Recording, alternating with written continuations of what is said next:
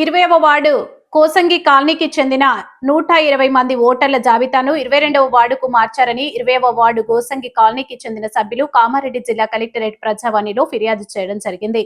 ఈ సందర్భంగా 20వ వార్డుకి చెందిన సభ్యులు ఆండ్రాసి వెంకట్, చింతల రాములు, కోదండం సురేష్ మాట్లాడుతూ కామారెడ్డి మున్సిపల్ పరిధిలోని 20వ వార్డు కోసంగి కాలనీకి చెందిన 120 మంది ఓటర్లను 22వ వార్డులో చేర్చారని, దీనిపై జిల్లా కలెక్టరేట్ ప్రజావాణిలో ఫిర్యాదు చేయడం జరిగిందని, జిల్లా కలెక్టర్ స్పందించి వెంటనే మున్సిపల్ కమిషనర్ కు చెప్పడం జరిగిందని, వెంటనే అధికారులు మా కాలనీకి చెందిన 120 మంది ఓటర్ జాబితా మార్చాలని అన్నారు. ఈ కార్యక్రమంలో చింతల రాములు, దుర్గయ్య, కడమంచి సాయిలు, సురేష్, విజయ్, స్వామి, రమేష్ పాల్గొన్నారు.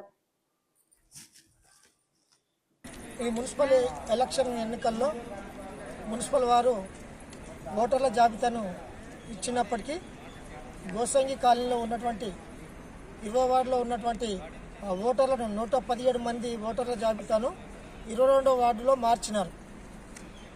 తీరగా చూస్తే డబుల్ బెడ్రూమ్లో ఉన్నటువంటి 50-60 మంది ఓటర్లను 20వ వార్డులో మార్చినారు.